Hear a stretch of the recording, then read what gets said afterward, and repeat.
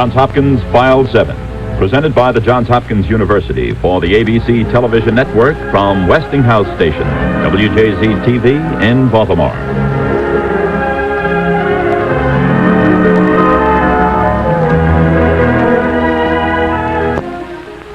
Today, the Johns Hopkins University presents 100 Gallons a Day.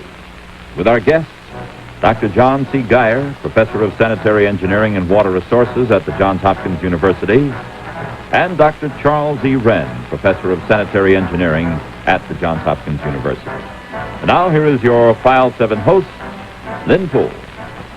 Today we'd like to talk about water, just plain, old, everyday water.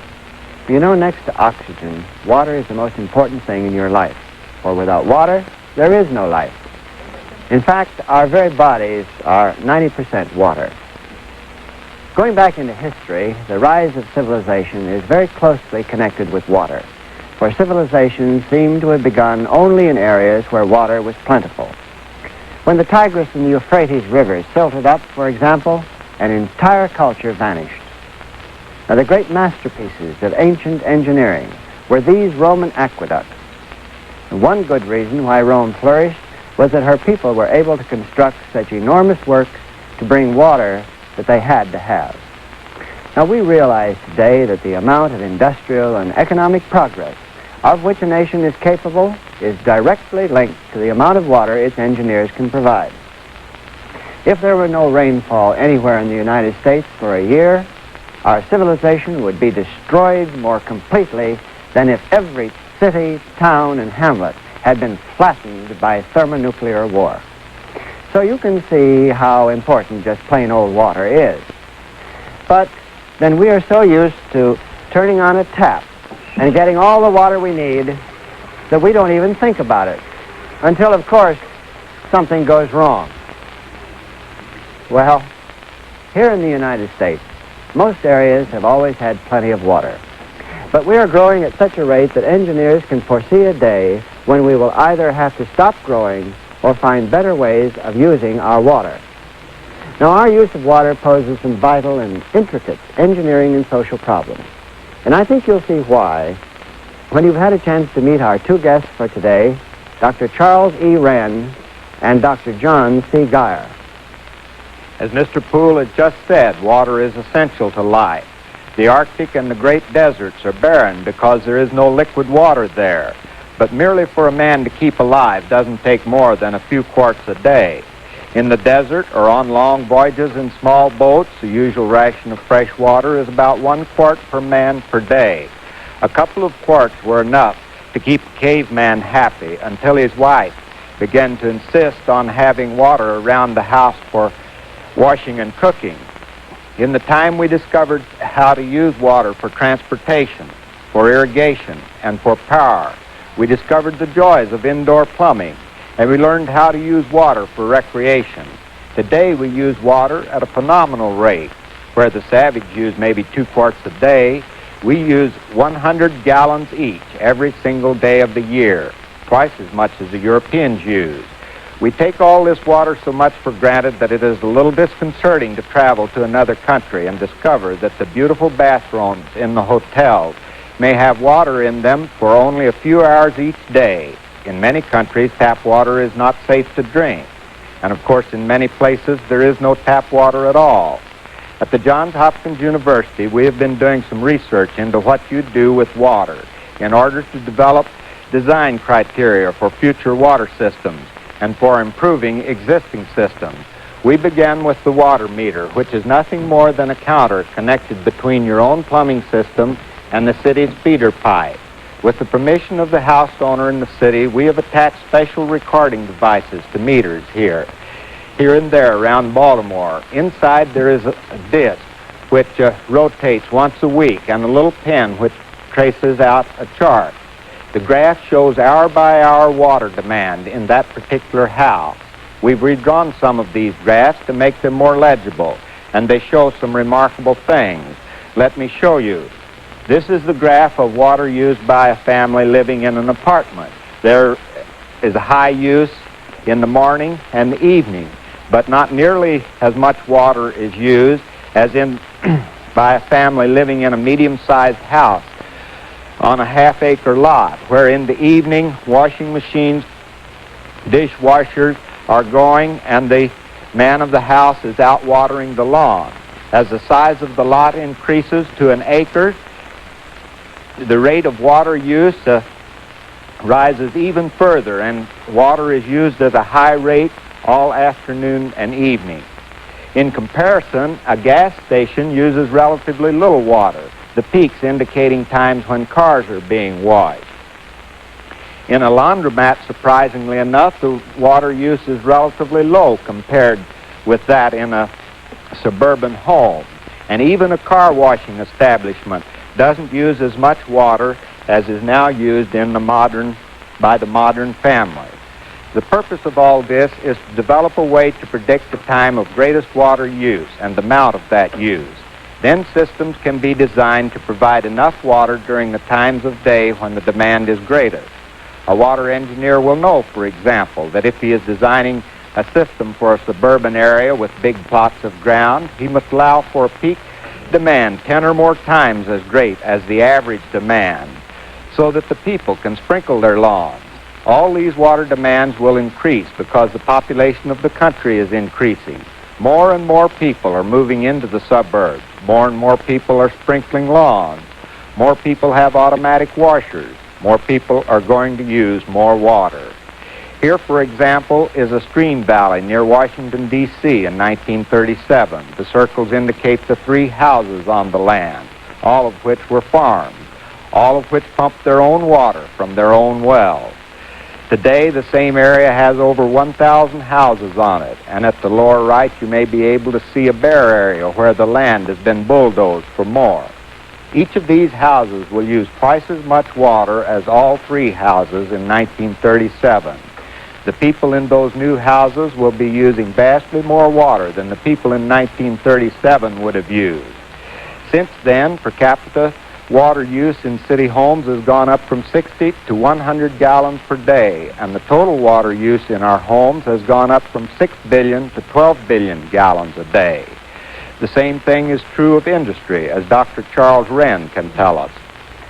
Water has always been very closely tied to industry because water has been industry's principal power source. Water wheels were the first devices to harness water for power. The Industrial Revolution began when James Watt figured out a way to turn water into power with a steam engine.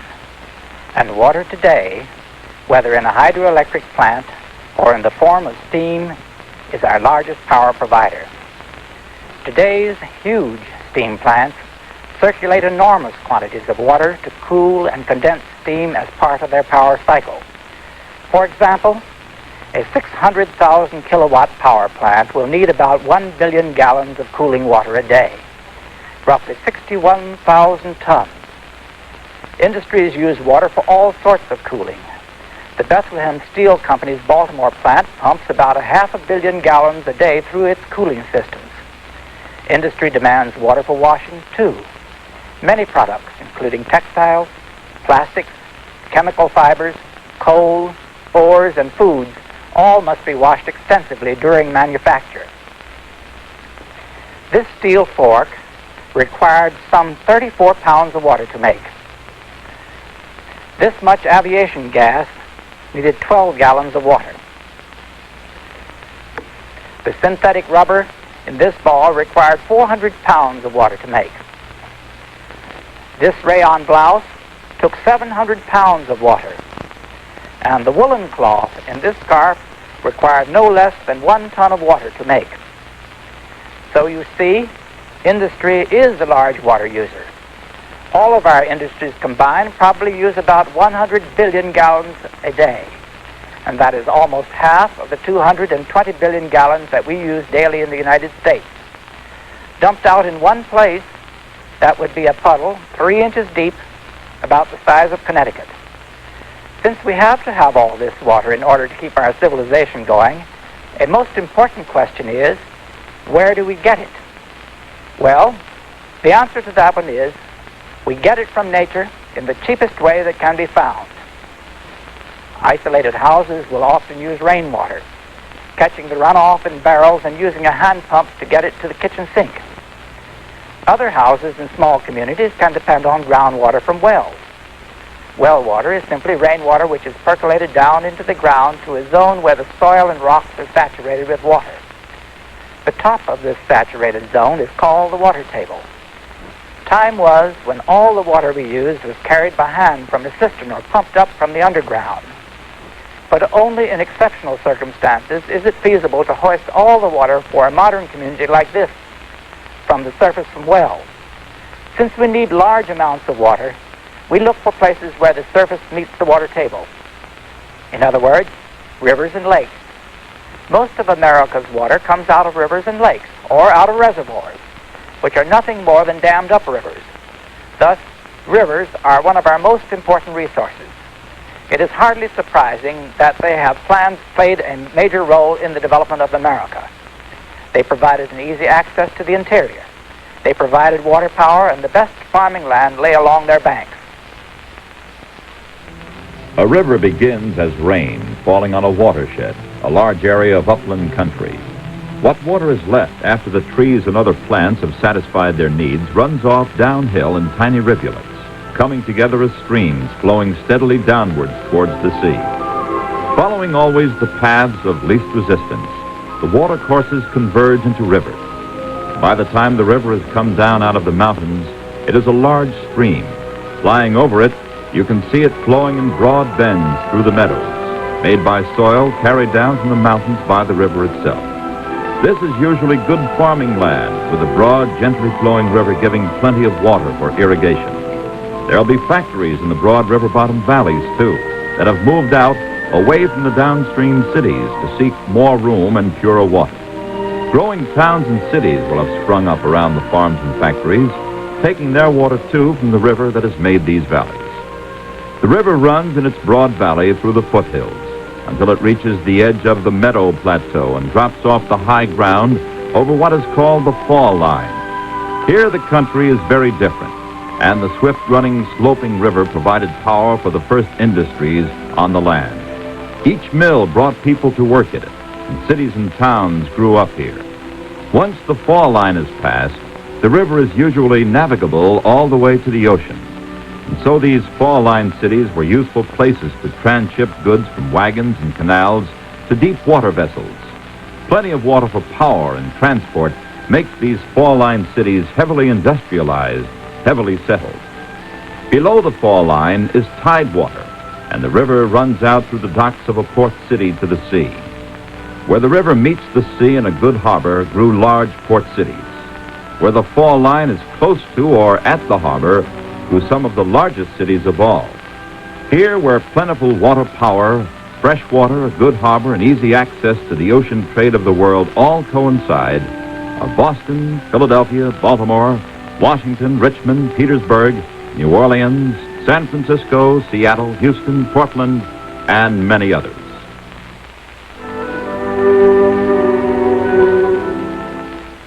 There has been little difficulty in the past with using rivers, but with the 20th century have come some real problems.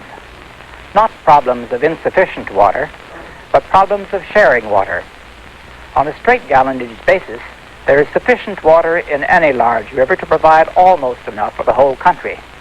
But the minute you take the water out of the river and use it, you spoil it for someone else. So as the country grew, water engineers became increasingly concerned over resolving these conflicts. We have tried to devise ways in which water can be used and then put back into the river in such a way that others can use it too. As one quick example, if you live on any one of our larger cities along a major river, a portion of the water that runs out of your faucet may well have been through several factories and several other houses before it gets to you. Some of the problems involved in using water more than once can be seen by looking at what a city has to do in order to use river water. Once, water was carried in by hand, used and thrown, and the soil water thrown out on the ground to sink back again into the water table, purified naturally. Today, a city must first purify its water because other people have been using it, then distribute it by an elaborate and costly network of pipes and pumping stations. And then the used water must be collected, and another elaborate and costly network of pipes. the sewers, and carried back out of the city to where it can be treated to remove waste before it is discharged back again into the river. These are the processes your water goes through when it is purified. Natural river water is first allowed to stand in large settling tanks to allow the suspended matter to settle to the bottom. Materials called coagulants are added to speed up this process, and the water is then further clarified by passing it through sand filters. And the water is finally disinfected before being pumped into the distribution system. What results is clean water, not pure water, because really pure water is a rather rare laboratory substance, but water that is always fit to drink. Once used, the water flows into the sewers with a great many things in it that weren't there before. Organic wastes of all kinds are in it, as well as oil, grease, soap suds, some industrial waste, and all sorts of other things. The raw sewage flows through settling tanks where solids sink to form a sludge that is removed and processed for use as fertilizer. Then the water flows through tanks where various biological processes decompose the organic waste material still left. What comes out contains about 1/10 the decomposable organic material that was there originally. But as an inevitable result of this decomposition, the outflow is high in fertilizing minerals. Under some conditions, this effluent may actually increase the number of organisms in a river and so make it a better place for fishing than it was to begin with. In other cases, the water may get so fertile that the increased plants and animals are a nuisance. And if they die and decompose, they're as big a problem as the untreated sewage itself. These purification and waste treatment processes are, in a sense, forced on a city because it has to share its water with others. Industries face the same difficulties. The biggest industrial problem is waste disposal. The quickest, cheapest, and easiest way to get rid of waste material is to dump it into a river. But polluting a stream is a water use that conflicts with all others. It may make the water unfit for municipal use, unfit for irrigation, and unfit for other industries. In addition, polluted waters reduce the desirability of the area as a residential site, and so industries may find it hard to attract and hold the people they need to work in the factories. The only remedy is a waste control plant, and these can represent enormous investments. For example, the American Cyanamid Company has recently completed this enormous waste treatment plant consisting of huge tanks and pumping stations. All the waste from the plant, wash water, chemical substances, and sewage, are discharged into this 19 million gallon settling lagoon where solid materials sink to the bottom. The effluent from the settling tanks is pumped into these 3 1/3 million gallon aeration tanks, where air is blown through the wastewater and bacteria are added. The bacteria and aerated wastes are then pumped into these settling tanks, where the material decomposed by the bacteria and the bacteria themselves settle out and are returned to the aeration tanks. The final effluent contains little waste material and is chlorinated and discharged into the Raritan River. This process represents a capital investment in excess of $4.5 million. But the alternative is the destruction of the river for other purposes. So, in the same way, and for the same reasons that municipalities must treat their waste, so must industries, if industries and cities are to share the same water. America has grown so much, of course, that the two must live together. Industrial waste disposal, as well as municipal water use, conflicts with recreational water use. And during the last 20 years, the boating, fishing, and related industries that depend upon water being available for recreation have become a major business. In many areas, it may actually be more profitable to use water for recreation than to use it for factories. The advantages accruing to an area from the availability of recreational waters are big enough so that special efforts are often made to develop them, building recreational facilities around reservoirs, for example, or stocking streams. There are some areas today which are regretting the industries that are crowding their rivers because those rivers are no longer suitable for recreation. Now, of course, Reserving waters for recreational purposes means that they can't be used so freely for waste disposal or irrigation or anything else. In some sections of our highly industrialized eastern states, communities have given up fishing and most other recreational uses of streams and rivers in their vicinities. They recognize that they can't have the numerous large industries that they need for their livelihoods and prosperity, and have good fishing waters too. But the people do object to foul and noxious waters and odors that destroy the values of the homes that they have worked to secure. There are, after all, limits to the sacrifices that men will make. There's no question that the water must be used for many conflicting purposes. Long-range water development plans should ensure that what sacrifices will have to be made will be worth making.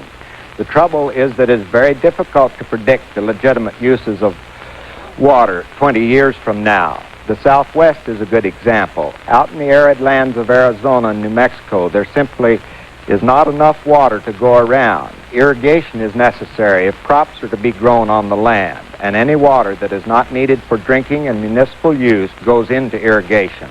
Putting factories on the land means taking water out of farming and putting it into industry, because there's not enough for both. 20 years ago, this problem did not exist because there was very little industry in the Southwest. Today, the lack of water is a major stumbling block to plans for industrial development of this area. Efforts to bring in more water from the Rocky Mountains in order to develop Arizona run head-on into conflict with California, which is already using that water to slake the thirst of its big cities. Conflicts over water are going to get more severe as time goes on because the country is growing right now. About as many people are placing demands on our eastern rivers as the rivers can stand in their present state of development. The problem is particularly severe in the summer. Up in the hills where the river rises, the trees need water too. During the summer months, they begin to draw on water stored in the ground because not enough falls as rain. The water table drops. Streams and springs dry up. And at the headwaters, river flow may drop off to nearly nothing. By late autumn, this demand has eased off, and the ground begins to fill up again. By February, the ground is saturated and ready for the next growing season. Now, when it rains in the spring and the snows melt, the excess water comes pouring down from the saturated watershed as a flood. During the summer, when river water is naturally lowest, the farmers make their heaviest demands for irrigation. Irrigation is a consumptive water use. Almost every gallon the farmer takes out of the river is used by his crops and released by them into the air. Very little of it gets back into the river again. Thus, on a good hot summer evening in July or August, the river will have dropped to about 10% of its average flow. The farmers will have removed a lot of water that is left for irrigation, and all the rest of us will be out watering our lawns, washing our cars, and filling pools in our yards. Small wonder that in many communities this is all the water you can get out of the kitchen tap. There just isn't any more. At the same time, low stream flow means that the river will be unable to carry its sewage and industrial waste load effectively, and factories as well as cities may be suffering from lack of water. This kind of thing goes on now, almost every summer. And as we grow and more people want to use our rivers, the problem is going to get worse.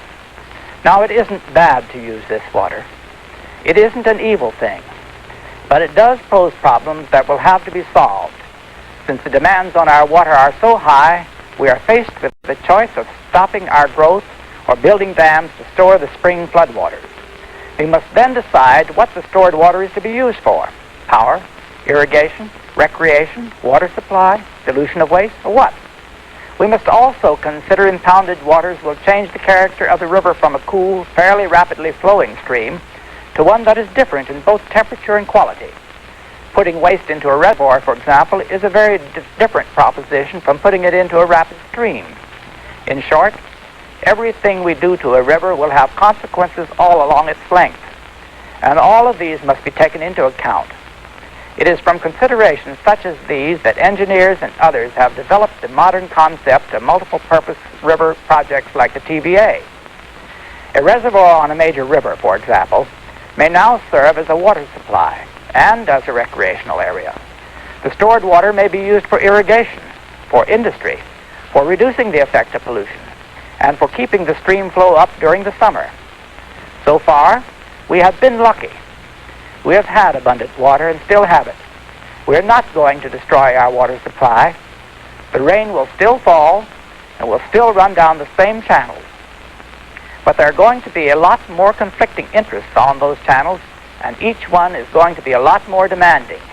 It is plain enough that a lot more planning, engineering, and careful evaluation of what one expects to do with water will have to take place in the future. The time is past when we could afford the use of water once, soil it beyond redemption, and throw it away. Well, our thanks to Dr. Wren and Dr. Geyer for a most interesting presentation and reminding us how important water is in our lives. As some of you may be aware, conflicting water demands are major political, economic, and social questions. Each water user fights any change in order to defend his own water supply. Well, this is natural, but heavily biased water users are in no position to evaluate the total effects of the manipulation of the rivers. It takes a special kind of experience and training in the general problems we have been discussing today for a man to make a useful contribution. And here at Johns Hopkins, the Department of Sanitary Engineering and Water Resources is organizing a graduate program to provide just that special sort of training and experience. This is at least one good example of our basic premise that all human advancement begins with education. We hope you've enjoyed this, and we very much hope that you'll be with us next week when Johns Hopkins File presents The Trial of Socrates, a graphic documentary of the most famous trial in history.